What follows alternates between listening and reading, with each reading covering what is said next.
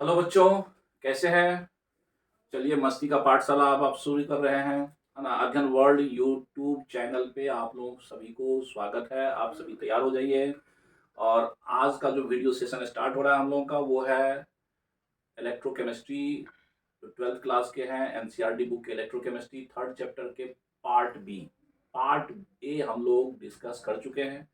Part A में हम लोग इलेक्ट्रिकल मटेरियल जो है, जितने भी कंडक्टिव मटेरियल और इलेक्ट्रोलाइसिस, इसमें फैराडे लॉ का भी कंक्लूजन कर दिए थे। पार्ट बी में अब हम लोग इलेक्ट्रोलाइटिक सॉल्यूशन का कंडक्टेंस पे डिस्कशन करेंगे। तो चलिए बच्चों, हम लोग आज स्टार्ट कर रहे हैं इलेक्ट्रोलाइटिक कंडक्टेंस। इलेक्ट्रोलाइटिक सॉल्यूशन का कंडक्टेंस के बारे में हम लोग बात करते हैं। चलिए लर्निंग मोड में आ जाइए सभी बच्चे।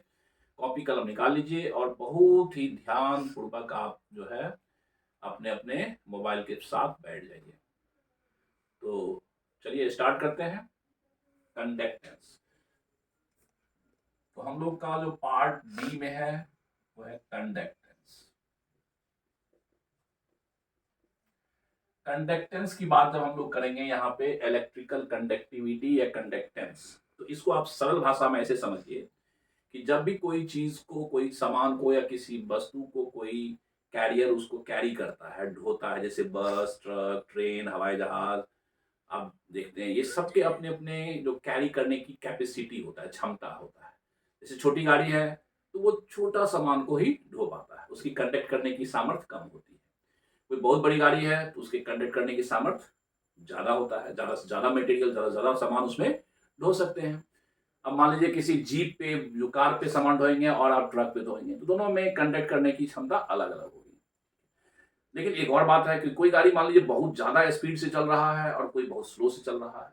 तो जो ज्यादा स्पीड से चल रहा है, जाहिर सी बात है वो गाड़ी जो है, वो ट्रांसपोर्ट सिस्टम जो है जल्दी जल्दी सामान को कंडक्ट करेगा, तो उसको सामान कंडक्ट करने की क्षमता उसमें ज्यादा होगा।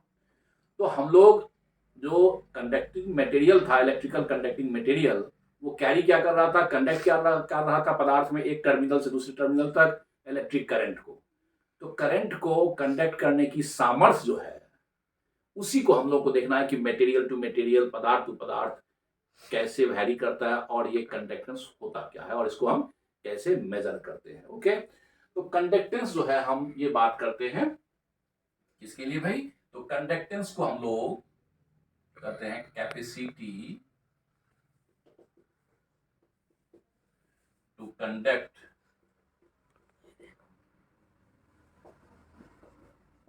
Electric current by the conductor. यानी किसी भी कंडक्टर मटेरियल के द्वारा इलेक्ट्रिक करंट को कंडक्ट करने की कैपेसिटी को ही हम लोग क्या बोलते हैं?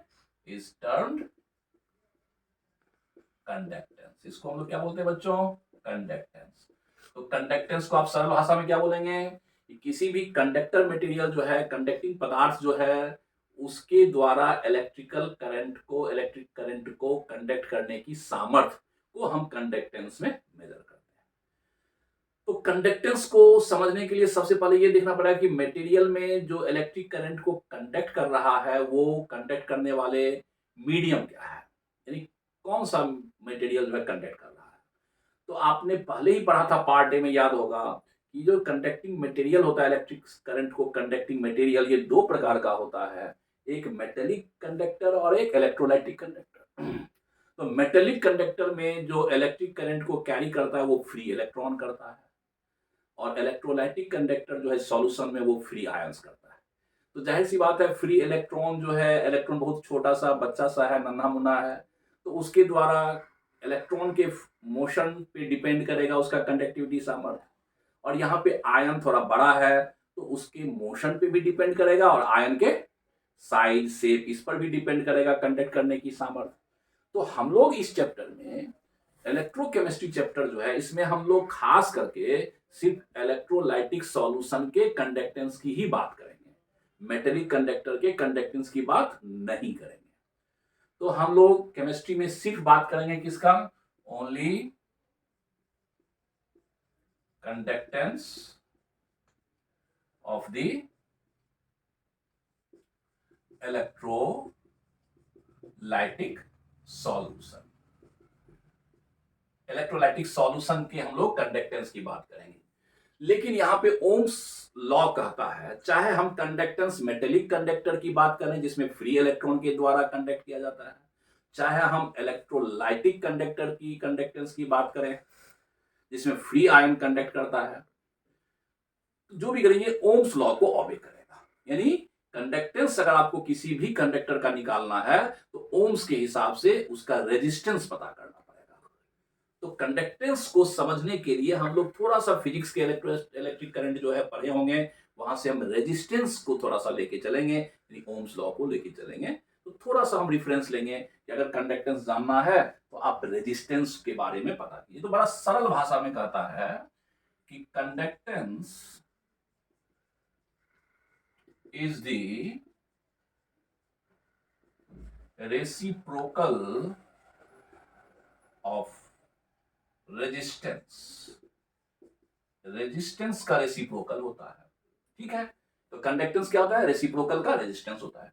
केमिस्ट्री में कंडक्टेंस को एक सिंबल दिया गया, तो कंडक्टेंस को डिनोट किया जाता है, कंडक्टेंस इज डिनोटेड बाय, यानी एक संकेत तो लेंगे, सिंबल, बार बार कंडक्टेंस तो नहीं लिखेंगे। इसका सिंबल होता है, देखिएगा, जी लिख देता है, या फिर एक देखिए उल्टा भी लिखते हैं, इसको हम लोग लैम्डा भी बोला जाता है, लैम्डा भी इसको बोलते हैं। तो कंडक्टेंस जो होता है हम लोग केमिस्ट्री में या तो कैपिटल जी सिंबल से डिनोट करते हैं या से करते हैं, इससे करते हैं, लैम्डा से करते हैं। देखिए कंडक्टेंस का या तो ये जी द्वारा सिंबलाइज करेंगे या लैम्डा के द्वारा हम लोग इसको डिनोट करते हैं, सिंबल देते हैं।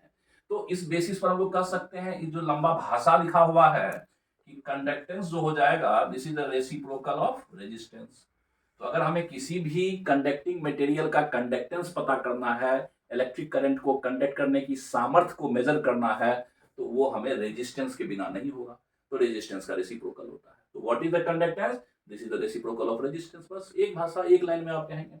आर यहाँ पे क्या है? तो यहाँ पे आर को कहते हैं रेजिस्टेंस, रेजिस्टेंस कहते हैं, है ना। रेजिस्टेंस का यूनिट होता है, आपने पढ़ा होगा फिजिक्स में, यूनिट इसका होता है ओम। क्या होता है इसका? ओम।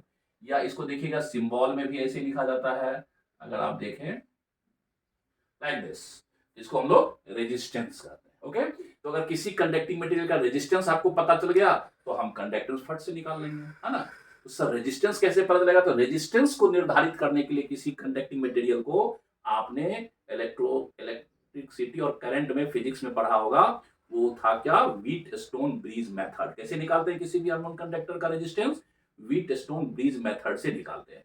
फिजिक्स में इसके बारे में बहुत सारी बातें पढ़े होंगे, हमें केमिस्ट्री में उसकी बहुत ज्यादा जरूरत नहीं है। सरल भाषा में कहेंगे कि अगर हमें किसी भी कंडक्टर का कंडक्टेंस चाहिए तो रेजिस्टेंस का रेसिप्रोकल। रेजिस्टेंस का यूनिट क्या होता है? Ohm inverse. तो जाहिर सी बात है कंडक्टेंस का यूनिट क्या हो जाएगा?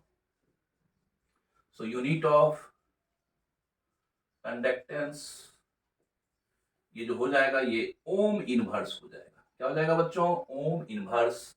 क्या हो जाएगा? ओम इनवर्स, जिसको स्पेलिंग ही उल्टा कर दिया जाए महो, महो भी बोलते हैं। तो कंडक्टेंस का यूनिट क्या हो जाएगा? ओम इनवर्स या महो। ये ध्यान रखिए, केमिस्ट्री में छोटी छोटी बात बहुत पूछने की प्रथा है छोटे छोटे कॉम्पिटिटिव एग्जाम में।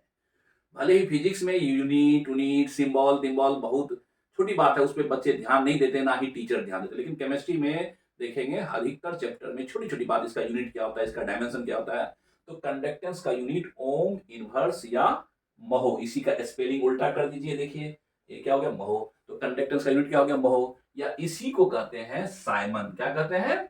साइमन। तो कंडक्टेंस का कौन कौन यूनिट आप बोल सकते हैं? ओम इनवर्स, महो या साइमन। साइमन साइंटिस्ट का नाम था, उनके नाम पे रखा गया साइमन। ठीक है, तो कंडक्टेंस हमें पता करना है तो रेजिस्टेंस चाहिए। ओके, तो अब देखिए कंडक्टेंस जो है, कंडक्टेंस का यूनिट क्या क्या हो गया? ये यूनिट पे आप जरूर ध्यान रखें जो अभी हमने लिखा। कंडक्टेंस का यूनिट हो गया ओम इनवर्स, या इसी को हम लोग लिख सकते हैं महो, या इसी को लिखते हैं साइमन, जिसको हम लोग एस लिख देते हैं। तो ये एक यूनिट हो गया किसका? कंडक्टेंस का, राइट। कंडक्टेंस का मैथमेटिकल फार्मूला क्या हो गया? तो रेजिस्टेंस का रेसिप्रोकल 1/r हो गया। तो अगर कंडक्टेंस चाहिए तो हमें रेजिस्टेंस चाहिए। रेजिस्टेंस के लिए थोड़ा सा फिजिक्स में चलेंगे, ओम्स लॉ। अगर आपको थोड़ा सा याद होगा तो ओम्स लॉ क्या कहता है कि रेजिस्टेंस जो होता है किसी भी कंडक्टर का, ये डायरेक्टली प्रोपोर्शनल टू लेंथ और inversely proportional to cross sectional area होता है। ये ओम्स लॉ है। यानी किसी भी कंडक्टर का जो रेजिस्टेंस होगा उसके लेंथ का, ये एल क्या है, L is the length of conductor, और ए क्या है, this is the cross sectional area of the conductor, of the conductor. Okay, तो ओम्स लॉ में क्या कहा गया कि किसी भी कंडक्टिंग मटेरियल का रेजिस्टेंस जो होता है वो उसके लेंथ का डायरेक्टली प्रोपोर्शनल और क्रॉस सेक्शनल एरिया का इनवर्सली प्रोपोर्शनल होता है।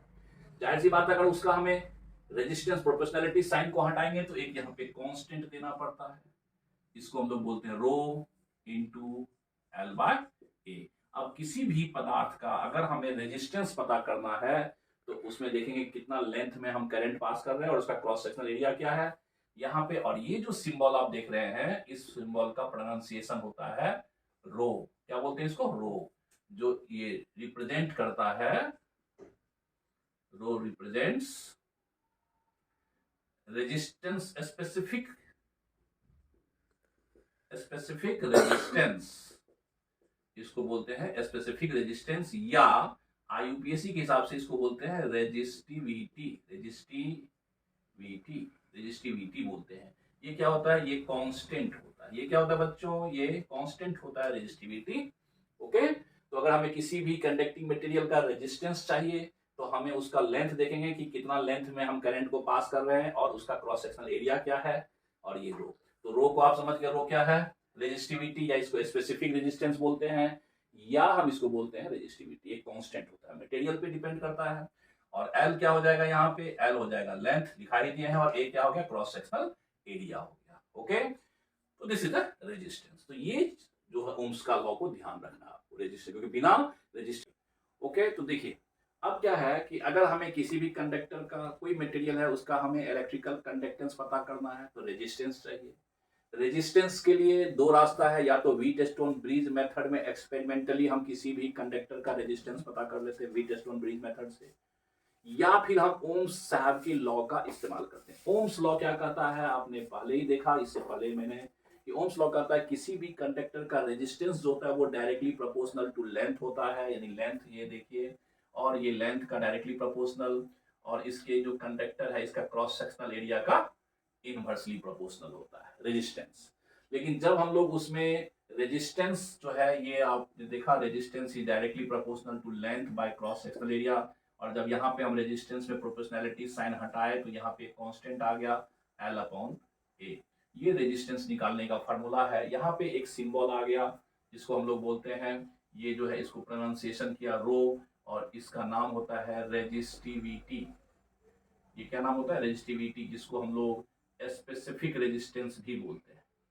क्या बोलते हैं, स्पेसिफिक रेजिस्टेंस बोलते हैं बच्चों। ठीक है, रो स्पेसिफिक रेजिस्टेंस।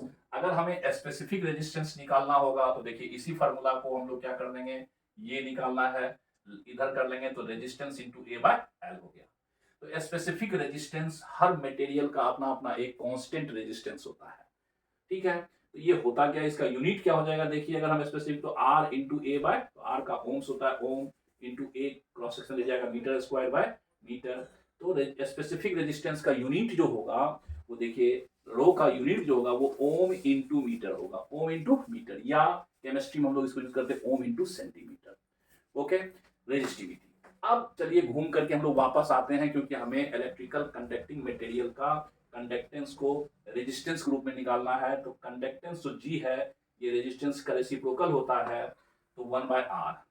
तो 1/r हो गया, देखिए यहाँ पे ये r है, इसको 1/r करेंगे तो देखिए 1/रो इंटू ए बाय एल हो जाएगा, ए बाय एल। तो ये रेजिस्टेंस निकालने के लिए हम कंडक्टेंस निकालने के लिए यूज कर सकते हैं। तो कंडक्टेंस का ये भी एक फॉर्मूला हो गया, 1/r इक्वल्स टू 1/रो into A by L. A by L देखिए 1/रो जो है जिसको स्पेसिफिक रेजिस्टेंस बोलते हैं, इसको एक नाम दिया गया जिसको कहते हैं स्पेसिफिक कापा सिंबल। ये कापा के हो गया कांस्टेंट, इसको बोलते हैं कापा, प्रोनाउंसिएशन करते हैं, जो एक लैटिन वर्ड है, और इसका नाम होता है स्पेसिफिक कंडक्टेंस। क्या नाम होता है इसका, स्पेसिफिक कंडक्टेंस। तो तीन टर्म यहाँ पे आपको आया, कंडक्टेंस, रेजिस्टेंस, रेजिस्टिविटी और स्पेसिफिक कंडक्टेंस। ये 4 टर्म आपको कंडक्टेंस को पता करने के लिए मजबूत होना चाहिए, स्ट्रॉन्ग होना चाहिए। तो नया टर्म क्या आ गया? कापा, स्पेसिफिक कंडक्टेंस, यानी कापा के बारे में। ओके, तो इसको आप लिख लीजिए। अगर हम इलेक्ट्रोलाइटिक सॉल्यूशन का कंडक्टेंस पता करेंगे तो देखिए यहां पे हमें 4 नए टर्म्स का आया। टर्म नंबर 1 क्या आ गया? देखिए तो आप, पहला टर्म आया कंडक्टेंस, ये क्या था? 1/r। दूसरा टर्म क्या था आपको? रेजिस्टेंस, ये क्या था? Rho into L/A। तीसरा टर्म क्या आ गया था? देखिए रो, ये क्या था? स्पेसिफिक कंडक्टेंस, रो, ये स्पेसिफिक कंडक्टेंस हो गया। तो रो क्या हो जाएगा? R into A/L। और चौथा टर्म जो हो गया, जिसको हम लोग बोलते हैं कापा, क्या बोलते हैं? कापा। देखिए कापा क्या हो जाएगा? तो कापा हो जाएगा 1/r इंटू L/A। ये हमको 4 टर्म पे कमांड होना है ना। इसको हम लोग बोलेंगे उस कंडक्टर का कंडक्टेंस, जिसका, इसको बोलेंगे हम लोग रेजिस्टेंस, इसको बोलेंगे हम लोग स्पेसिफिक रेजिस्टेंस या रेजिस्टिविटी, और इसको बोलेंगे स्पेसिफिक कंडक्टेंस, स्पेसिफिक कंडक्टेंस। आईयूपीएससी कहता है कि स्पेसिफिक कंडक्टेंस को आप कंडक्टिविटी भी बोल सकते हैं। क्या बोल सकते हैं? कंडक्टिविटी। और स्पेसिफिक रेजिस्टेंस को आप रेजिस्टिविटी भी बोल सकते हैं, रेजिस्टिविटी। तो ये देखिए कितने टर्म आ गए? 1 2 3 4। तो अगर आपको सॉल्यूशन का कंडक्टेंस को जानने के लिए 4 डिफरेंट टर्म आना चाहिए। कंडक्टेंस का यूनिट क्या हो जाएगा? देखिए अगर यूनिट पे ध्यान दें तो यूनिट हो जाएगा ओम, इनवर्स या महो या साइमन। ये 3 यूनिट हम लोग बोलते हैं। रेजिस्टेंस का यूनिट क्या होता है? आप पढ़े ही थे, ओम, ठीक है। और स्पेसिफिक रेजिस्टेंस का यूनिट क्या होता है? देखिए यूनिट यहां से बनता है, इसका यूनिट हो जाएगा ओम इंटू मीटर या ओम इंटू सेंटीमीटर। अच्छा, स्पेसिफिक कंडक्टेंस का यूनिट क्या होगा? देखिए यहाँ यूनिट बनाइए, तो 1/r है तो ये हो जाएगा ओम इनवर्स, ये कई बार पूछा है। और देखिए यहाँ पे क्या है? मीटर, मीटर स्क्वायर, तो ohm inverse into metre inverse, या हम लोग बोल सकते हैं ohm inverse into centimetre inverse. तो ये चारों चीज को आप रट्टा मार लीजिए और ये समझ जाइए, क्योंकि हमें सॉल्यूशन का कंडक्टेंस कभी कभी इस सारे अलग अलग टर्म्स में दिए रहते हैं। ठीक है, तो कापा यहां पे आ गया, तो दिस इज नॉन एज कापा। इसी को बोलते हैं हम लोग, ये जो है स्पेसिफिक कंडक्टेंस, इसी को कंडक्टिविटी बोलते हैं। इसको हम लोग सिंबलाइज करते हैं, इसको also called, also term as, इसको टर्म दिया जाता है या नेम्ड दिया टर्म्ड कापा। इसको क्या बोलते हैं हम लोग? कापा बोलते हैं, कापा सिंबल। तो स्पेसिफिक कंडक्टेंस को कापा बोलते हैं। चलिए हम लोग जो है सॉल्यूशन का, इलेक्ट्रोलाइटिक सॉल्यूशन का कंडक्टेंस के लिए हमें स्पेसिफिक कंडक्टेंस को पता करना जरूरी है, यानी एक यूनिट कंडक्टिविटी इसको कहते हैं। स्पेसिफिक कंडक्टेंस को अक्सर कापा के नाम से भी संबोधित, यानी इसको बोला जाता है, प्रोनाउंसिएट किया जाता है। कापा होता है 1/r इंटू L/A होता है। आर क्या है? रेजिस्टेंस है, जिस सॉल्यूशन में आप कंडक्टेंस दिए हैं। तो रेजिस्टेंस जो होगा, और ये एल क्या है? लेंथ है। तो एल को यहाँ पे बोलते हैं, जब 2 इलेक्ट्रोड लगाते हैं, देखिए एनोड और कैथोड, तो दोनों इलेक्ट्रोड के बीच के सेपरेटिंग डिस्टेंस को एल बोलते हैं जब सेल बनाएंगे। तो कोई पूछेगा भाई एल क्या है, तो कह सकते हैं इसको separating distance between both the electrode, both the electrode, दोनों इलेक्ट्रोड को कितना डिस्टेंस पे आपने सेपरेट किया, 1 सेंटीमीटर पे, 2 सेंटीमीटर पे, 4 सेंटीमीटर पे। तो ये समझिए इस फॉर्मूला में एल क्या हो गया, जिसको आप वहां पे मेटेलिक कंडक्टर में लेंथ ऑफ कंडक्टर बोलते थे, उसको सेल में हम लोग separating distance of cathode and anode, anode cathode कितने डिस्टेंस से सेपरेट है उसको बोलते हैं। तो एल पे, यहाँ पे इलेक्ट्रोलाइटिक सेल में एल को क्या बोलेंगे? Separating distance between cathode and anode. वही मेटेलिक कंडक्टर में एल क्या हो जाएगा? ये हो जाएगा लेंथ ऑफ कंडक्टर। समझ गए बात को? तो इसी को हम लोग बोलते हैं एल। और ए क्या है यहाँ पे, तो ए है यहाँ पे cross sectional area, cross sectional area of the plate, यानी जो प्लेट है दैट इज एनोड और कैथोड, प्लेट एनोड या कैथोड, इसका जो है क्रॉस सेक्शनल एरिया है, मतलब ये आप यहां से ये इसका ए इसका लेंगे इस प्लेट का, ओके, इसका भी ए ले लेंगे। तो अब गौर कीजिए, यदि हमें किसी भी इलेक्ट्रोलाइटिक सॉल्यूशन का कंडक्टेंस निकालना है तो क्या करेंगे, सॉल्यूशन बदलेंगे, कभी NaCl का सॉल्यूशन देंगे, कभी पोटेशियम क्लोराइड का सॉल्यूशन देंगे, कभी H2SO4 का सॉल्यूशन देंगे, तो मटेरियल जो होगा सॉल्यूशन टू सॉल्यूशन चेंज करेगा, लेकिन सेल का डिजाइन तो चेंज नहीं करेंगे। इसीलिए इलेक्ट्रोलाइटिक सॉल्यूशन के कंडक्टेंस निकालने में, यानी कापा निकालने में, हमें एल और ए कांस्टेंट हो जाएगा, इसको सेल कांस्टेंट नाम दिया गया। और एल बाय ए जो है इस फार्मूला में देखिए, एल बाय ए इसको बोला जाता है, नाम दिया गया सेल कांस्टेंट। क्यों कहा गया सेल कांस्टेंट, क्योंकि ये सेल के डिजाइन पे डिपेंड करेगा। किस पे डिपेंड करेगा, सेल के डिजाइन पे, इसीलिए इसको एल बाय ए को बोलते हैं सेल कांस्टेंट। इसको अक्सर देखोगे केमिस्ट्री में, एनसीईआरटी में सिंबल जी स्टार ना दिया था, सिंबल सेल कांस्टेंट, ओके। तो सेल कांस्टेंट का यूनिट क्या हो जाएगा, क्योंकि यूनिट भी बहुत पूछता है, तो यूनिट तो कुछ नहीं सर कहोगे सर, इसका मीटर इनवर्स होगा या सेंटीमीटर इनवर्स होगा। तो अब जब कभी भी हम किसी सेल में प्रेजेंट सॉल्यूशन का स्पेसिफिक कंडक्टेंस निकालेंगे कापा, तो हमारे पास में एक छोटा सा फॉर्मूला हो गया, cell constant upon resistance, cell constant upon resistance से भी हम कापा निकाल सकते हैं। तो ये बड़ा फेमस दो फार्मूला है जो बहुत ज्यादा पॉपुलर है इसमें इलेक्ट्रोकेमिस्ट्री में सॉल्यूशन के कंडक्टेंस निकालने के लिए। तो स्पेसिफिक कंडक्टेंस यही हो गया। अब इसको डिफाइन करते कैसे करते हैं, तो कहता है स्पेसिफिक कंडक्टेंस किसी भी इलेक्ट्रोलाइटिक सॉल्यूशन के यूनिट वॉल्यूम में जितना आयन होगा उसके कारण जो कंडक्टिविटी आएगा उसी को बोलेंगे स्पेसिफिक कंडक्टेंस। तो फिर समझ लीजिए, स्पेसिफिक कंडक्टेंस किसी भी इलेक्ट्रोलाइटिक सॉल्यूशन के पर यूनिट वॉल्यूम में प्रेजेंट आयन के कारण से जो कंडक्टेंस होगा उसको बोलेंगे स्पेसिफिक कंडक्टेंस। मान लीजिए 10 ml सॉल्यूशन है, 10 ml सॉल्यूशन में मान लीजिए आपके 50 आयन्स है। कितने आयन्स है, 50। तो टोटल वॉल्यूम कितना है, 10 ml, उसमें टोटल आयन कितना है, 50 आयन है। मान लीजिए एक एग्जांपल दे रहे हैं, तो एक यूनिट वॉल्यूम में कितना आयन हो जाएगा, तो आपको 5 आयन। तो 5 आयन के कारण जो कंडक्टिविटी होगा उसको हम बोलेंगे स्पेसिफिक कंडक्टेंस। फिर समझ लीजिए, है ना, मान लीजिए पूरे सॉल्यूशन का वॉल्यूम कितना हो गया, 10 ml, उसमें टोटल आयन कितना है, 50।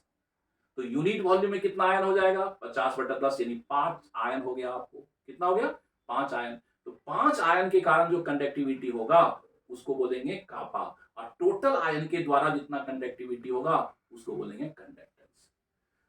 तो कापा जो हो गया वो यूनिट वॉल्यूम में प्रेजेंट आयंस के द्वारा जो कंडक्टेंस होगा उसको बोलेंगे हम लोग कापा। तो कोई बोलेगा कापा को डिफाइन कीजिए, तो कापा को कैसे डिफाइन करेंगे, इसको चलिए मिटा लिख लीजिए पॉज करके, फिर हम बोर्ड मिटाते हैं।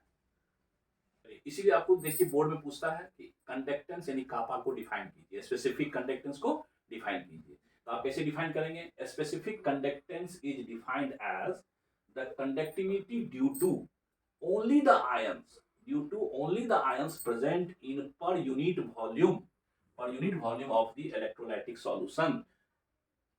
एक यूनिट इलेक्ट्रोलाइटिक सॉल्यूशन में जितना आयन के कारण कंडक्टिविटी होगा उसी को क्या बोलेंगे हम लोग, कापा बोलेंगे। क्या बोलेंगे उसको, कापा बोलेंगे। और टोटल वॉल्यूम में प्रेजेंट आयन के कारण जो कंडक्टिविटी होगा उसको कंडक्टेंस बोलते हैं। क्या बोलते हैं, कंडक्टेंस बोलते हैं। इसको हम ऐसे ही बोल सकते हैं, and the conductivity due to presence of all the ions in total volume of the solution is called, इसी को क्या बोलते हैं, कंडक्टेंस। कंडक्टेंस यानी जी। तो अगर आपसे कोई पूछे भाई स्पेसिफिक कंडक्टेंस क्या है, तो आप एक सिंपल सरल भाषा में कहेंगे यूनिट वॉल्यूम में जितना आयन होगा उसके कारण जो कंडक्टिविटी आएगा उसको बोलेंगे कापा, स्पेसिफिक कंडक्टेंस, जो 1/r इंटू एल बाई ए होता है, कापा। और टोटल वॉल्यूम में टोटल आयन के कारण जो कंडक्टेंस होगा, कंडक्टिविटी होगा, उसको बोलेंगे कंडक्टेंस। तो क्या लिखे, and the conductivity due to presence of all the ions in total volume of the solution is called conductance. तो कंडक्टेंस क्या हो गया, सभी आयंस के द्वारा टोटल वॉल्यूम में जो प्रेजेंट होगा उसके कारण जो कंडक्टिविटी होगा उसको बोलेंगे कंडक्टेंस ऑफ सॉल्यूशन। और यूनिट वॉल्यूम में जितना आयन होगा उसके कारण जो होगा उसको बोलेंगे कापा। ओके, तो इस बेसिस पे हम लोग कंडक्टेंस, तो दो टर्म आ गए, एक कंडक्टेंस और स्पेसिफिक कंडक्टेंस। ठीक है, अब हम लोग आगे बढ़ते हैं। चलिए इसको लिख लीजिए। इलेक्ट्रोलाइटिक सॉल्यूशन, सेल बनाने में जो सॉल्यूशन देंगे, इलेक्ट्रोलाइटिक कंडक्टर देंगे, उसके कंडक्टेंस को निर्धारित करने के लिए हमें 5 इंपॉर्टेंट टर्मोलॉजी को डिस्कस करना पड़ेगा। उससे 5 इंपॉर्टेंट उसके कंडक्टेंस को हम अलग अलग टर्म में डिटरमाइन करते हैं, है ना। कंडक्टेंस को क्या हो गया, रेजिस्टेंस का रेसिप्रोकल हो गया। रेजिस्टेंस क्या हो गया, उसके लेंथ और क्रॉस सेक्शनल एरिया पे डिपेंड कर गया। और फिर एक नया टर्म आ गया स्पेसिफिक कंडक्टेंस। क्या आ गया, स्पेसिफिक कंडक्टेंस। स्पेसिफिक कंडक्टेंस क्या हो गया, यूनिट वॉल्यूम में जो आयन पड़ा हुआ है, प्रेजेंट है, उसके कारण उसको बोलते हैं स्पेसिफिक कंडक्टेंस, यानी कापा। क्या बोलते हैं, कापा बोलते हैं। अब देखिए, इलेक्ट्रोलाइटिक सॉल्यूशन के कंडक्टेंस से रिलेटेड हम 3 टर्म बात करते हैं। कंडक्टेंस किसका, of the electrolytic solution can be expressed as in, conductance को हम लोग इलेक्ट्रोलाइटिक सॉल्यूशन का या तो हम कंडक्टिविटी यानी कापा में एक्सप्रेस करते हैं, मेजर करते हैं, ओके, या फिर हम लोग इसको मोलर कंडक्टेंस में रिप्रेजेंट करते हैं किसी सॉल्यूशन का, या फिर हम लोग इक्विवेलेंट कंडक्टेंस में आपको पूछा जाएगा। मतलब सॉल्यूशन का इलेक्ट्रिकल कंडक्टिविटी से रिलेटेड हम सॉल्यूशन में इलेक्ट्रिसिटी कंडक्ट करने की सामर्थ्य को या तो हम कापा में रिप्रेजेंट करेंगे, एक्सप्रेस करेंगे, या मोलर कंडक्टेंस में एक्सप्रेस करेंगे, या इक्विवेलेंट कंडक्टेंस एक्सप्रेस करेंगे। ओके, कापा जो होता है वो क्या होता है, 1 by resistance into L by A, या बोल सकते हैं cell constant upon R. Kappa हो गया। इसका यूनिट क्या हो जाएगा, ध्यान रखिए, स्पेसिफिक कंडक्टेंस का यूनिट जो होता है ये होता है ohm inverse into centimetre inverse. Molar conductance होता है जिसको हम लोग, देखिए मोलर कंडक्टेंस ऐसे लिख दिए, सिंबल एम लिख दिए, ये होता है kappa specific conductance into 1000 by molarity of solution. और इक्विवेलेंट कंडक्टेंस जो होगा ये होगा EQ मतलब equivalent conductance kappa into 1000 by normality. तो ये जो है 3 फार्मूला इस चैप्टर का बहुत ही फेमस फार्मूला है। ये तीनों फार्मूला को तो मोलर, देखिए अब समझिए इस बात को। कंडक्टेंस क्या होगा, टोटल वॉल्यूम में टोटल आयंस के कारण जो कंडक्टिविटी होगा उसको बोलेंगे कंडक्टेंस। स्पेसिफिक कंडक्टेंस क्या होगा, यूनिट वॉल्यूम में प्रेजेंट आयन के कारण जो होगा उसको बोलेंगे हम लोग कापा। और टोटल वॉल्यूम में 1 मोल इलेक्ट्रोलाइटिक आयन के कारण जो होगा उसको बोलेंगे मोलर कंडक्टेंस। फिर समझ लीजिए, टोटल वॉल्यूम इलेक्ट्रोलाइटिक सॉल्यूशन में पर 1 मोल इलेक्ट्रोलाइट के आयन के कारण जो होगा उसको बोलेंगे मोलर कंडक्टेंस। पर 1 मोल इलेक्ट्रोलाइटिक कंडक्टर के कारण से जो होगा उसको बोलेंगे मोलर कंडक्टेंस। और पर 1 इक्विवेलेंट इलेक्ट्रोलाइट के आयन के कारण जो होगा उसको बोलेंगे इक्विवेलेंट कंडक्टेंस। यहाँ पे m क्या है, m is the molarity of solution, तो सॉल्यूशन है उसकी मोलरिटी, ओके। और n क्या है, n है नॉर्मेलिटी ऑफ सॉल्यूशन, ठीक है। तो सब सिंबल को समझ गए। इसका मतलब हम किसी भी इलेक्ट्रोलाइटिक सॉल्यूशन के कंडक्टेंस को या तो हम कापा में रिप्रेजेंट करेंगे, डिनोट करेंगे, एक्सप्रेस करेंगे, या फिर मोलर कंडक्टेंस में एक्सप्रेस करते हैं, या फिर इक्विवेलेंट कंडक्टेंस में एक्सप्रेस करते हैं, ओके। अब इस पे हम लोग बात करेंगे थोड़ा अगला लेक्चर में, जो इसका कैसे कैसे हम लोग रिलेवेंट करेंगे, न्यूमेरिकल अप्रोच में हम इसको कैसे लेंगे और कौन कौन से फैक्टर हैं जिस पे ये सारे कंडक्टिविटी टर्म डिपेंड करेगा। चलिए, थैंक यू बच्चों।